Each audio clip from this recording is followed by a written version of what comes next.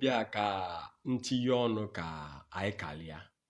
Ihe mbịa ka itinye ọnụ ka anyị karịa is about internet fraud. Mụ na gị anọghị far from internet fraud. Because in here today gafu a lot of Facebook pages. Ofu onye, ejirafu ofu onye mepe up to 20 or 30 something Facebook pages. Even 180 something. Onye mepe ogo 1 year, onye funa 1 year mepe oje mepe. Somebody like Father Mbaka.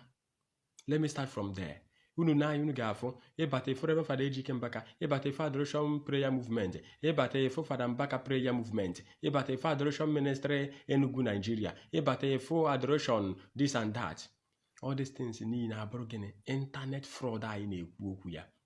Somebody asị na Father Mbaka ye ekpere na ọ na ODM Father Mbaka ye ekpere si ya kwụye ụgwọ ya akaụntụ kwụye ụgwọ gowa bụ okpo ine na akaụntụ ahụ if you have verified account name gosi na akaụntụ a bụ akaụntụ adoration ministry Enugu Nigeria ọ na akaụntụ Reverend Father Ejike Mbaka ị na-afụ na afa bụ afa ndị Yoruba ma afa ndị Awụsa ma afa na-abụrụ afa onye Igbo asị gị kwụye ụgwọ ekpere ebe ahụ na-enye gị ekpere ebido kpowe gị ekpere online a fraudster na-ekpe gị ekpere na-eti amem I receive it asị gị na na-ere buku odeyiti na be nna gị Holy Ghost fire na-eti Holy Ghost fire ị na-respond iwe binye ego gị jekwuye ebe ahụ echi si na Father Mbaka egwu oge wayo amaghị m ebe brain unu na-adị amarọ m search ya for adoration ministry ifu na ewe pages dị there pages dị there you don't even know which one is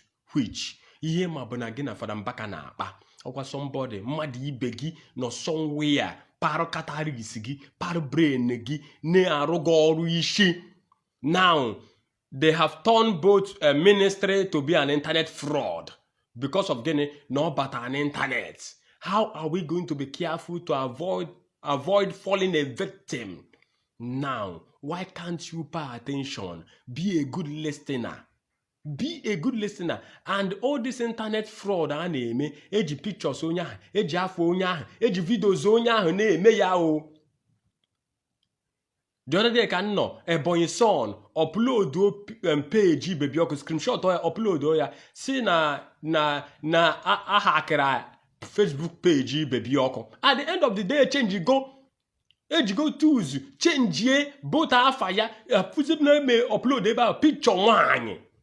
Now, all these internet fraudsters, you know they are invisible. We cannot see them. But how can we stop them? We need to be vigilant. We need to be careful. We need to avoid them. Ihe onye na-ewe ha anaghị agụ ya. Hapụta asị gị na onye bụ untouchable comedy. That na-ewe onye a na-help. Na untouchable wants to help this person. Na onye are financially broke. That na were on ebe obi. No way hospital case. No way emergency case. Asị gị okwuru ọra.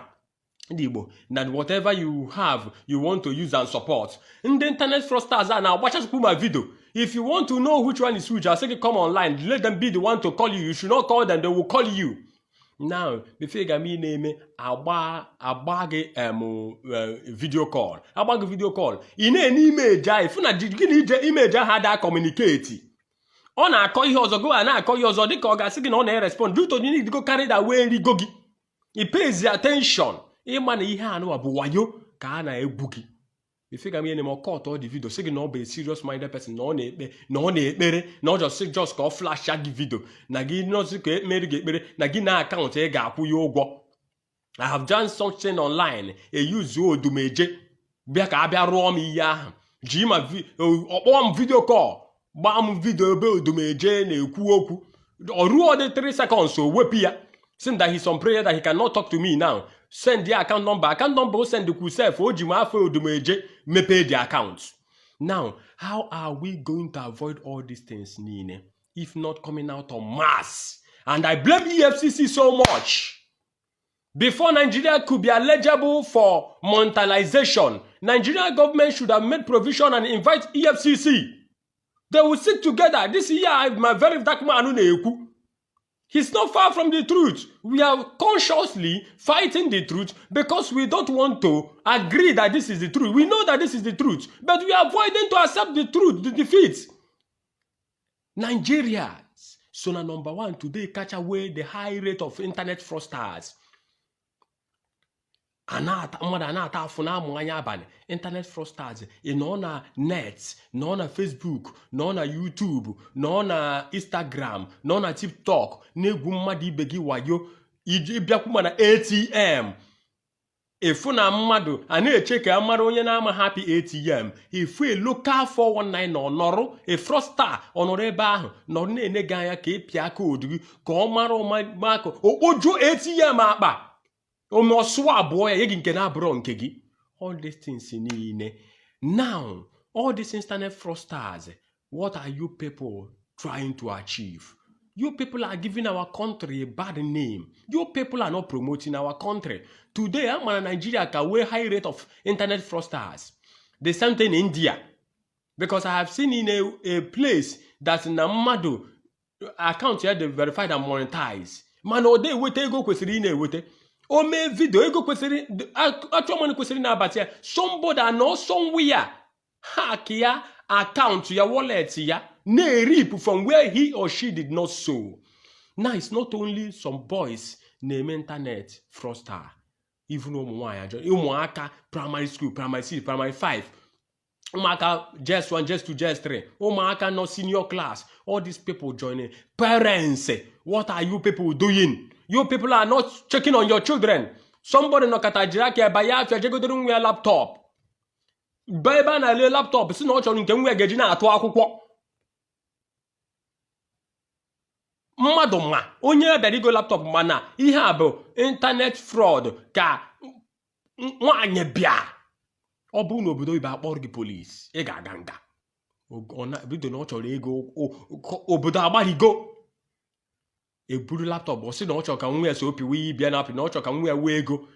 Now they are sponsoring their son to be a fraudster. And the Nigerian government is not helping matter. Police is not helping matter. EFCC is not helping matters. Because if they are helping matters before Nigeria will be eligible for monetization, again, screening. You talk with Facebook management, you talk with TikTok management, you talk with Instagram management. All these things niile aga eme ihe mee ya. Aga ahụ ata n'etiti ọka. If na somebody ịpụta egwu na-abụghị egwu mmadụ, onye ahụ erejista ya na-egwu ya, somebody atacha futi egwu onye ọzọ abịa rejista ya n'internet. Internet, the original owner of that music na-abịazi and na-agwa ya that he is not the rightful owner of this music. Now, why can't the management of Mark Zuckerberg and their crew help and to minimize the rate of this internet fraud? Because on our business, on our baziara, I had Ebuko be complaining one certain time that na afuni not and kabuka nke meria one of the media personnel ya meria oh no right of egwu ni no videos ni ne program ni no na-eme. They are not paying Ebuko, they are paying the guy bu the media manager bu the social media manager. Now he's trying to restore back his Facebook page account, his YouTube, his TikTok, all these things in it. Now we are enjoying the high rate of corruption of the internet fraud because of no mebegi. I hack be Facebook page gi, I hack be YouTube gi, I hack be Instagram gi, I hack be Facebook account gi. Ibigi jang already. Obasaro gi. And in dan wana cho ye na da cho ha in online si na for back online no nyere ge ekpere. Be aware of the internet fraudsters. Oh, if you don't know the verified authentic page of someone you are looking for, who you are following, ask questions. So, a word onya we have no option than to run. And be very, very careful of that they want to verify your account and my account maintenance. Nagin we code I guess send the again, I guess send the other back.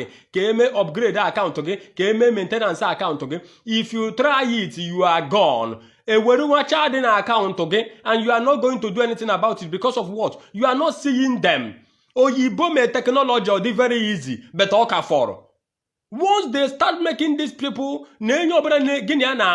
Gini na-akpa ha ana n'internet na ga-egosi gị location ma onye ha chọrọ ya ma ọ chọrọ ya o mee ya ọ dịghị ya gasị gị na a ga-enwe ma BVN number well everything On na-agba location, ị ga-afụ na too many fraudsters are high rate of fraud anụ ebeneta. One of the governor of South East na-agwa bụ ihe bụ yahoo. Na-akọwarịa ihe what is yahoo? Because of corruption. The government of Nigeria doesn't want to do anything about it. Because they are the cause of what we are facing today. Somebody ị ga-afụ nwa na-edebedi wayek. And if all these Yahoo guys, you will know them. They come with the same identification, the same look. If somebody Ogwo Wayo or Jepar Benz or Paralezus or Parvenza, they always wind up, they always until dead, Hane Budred are opponent number. Police knows them because police must always pack them, and then when police pack them, they will demand a ransom. When the ransom is paid, they will leave them to go. Likewise, like EFCC. EFCC always gets on these guys every day. Okay, once any time can know somewhere knock or whatever. The EFCC invent the ebe Yahoo boy CB. Ka the Yahoo there. There was what? Open fire. For EFCC. Now, all these things, they are the cause of their problem. Because of what? They knows all these guys. They have had encounters with these guys. Then what have they done about it? Because when the internet fraudster, the penalty will be death penalty. If you not too many of them, they give way. Or their penalty of drug trafficking there, but death. When they opportunity, gene job dying. Once they are being caught as hey, yeah, see Mary near very now. Leaders of Nigeria, parents, we should stop promoting internet fraud. And oboni boye no ta ni neti ya kanudi here. Ebo obone no barudi also. Because what I'm saying now is that very soon, if you like, you people should be opening pages. One day, Facebook will arise. One day, YouTube will arise. Instagram will arise. By then, because I cannot imagine. Not just internet fraud. Igbo wayo or go to iPhone. Mandiwa na be go phone ada ajojo. Mother be go to iPhone 14 1,160,000. Go to iPhone 16, iPhone 15 1.5 million. Ijo ku yonya ho na aro. Igbakwa no internet fraud ko ji eme. Mother no na agwa go okwu agba gi se gi na obo CEO company di ota. Nekwe business na ka eme ya this and that. Ndo cha kwụrụ ụgwọ kwe. At the end of the day, you might not love come megi, you might invest with that money. If you occasion in a bundle ego, if you want a cleaners ubaro, ne future will be a week. No with anything no in life. From hotel to hotel, from occasion to ona bego, and a kiria, a webte phone, ne say ya, a beni internet, beba na ego, umaka ne werishi nodo, umaka na data, what on her sisi, umaka na quadabo.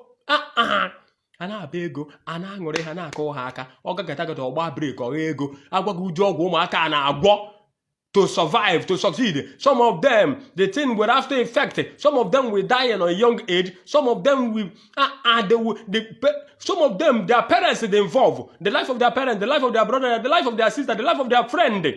That is why kidnapping and human trafficking, human organ business, people die on daily basis. And most of these kidnapping abroad just to adopt them and demand ransom. No, ransom. They will still kill them and sell their parts. For what? Charm. Charm. Internet fraud. Biko, don't fall a victim of all these internet fraudsters. Please. Something must be done about these guys because the high rate of this internet fraud is increasing by the day. Thank you.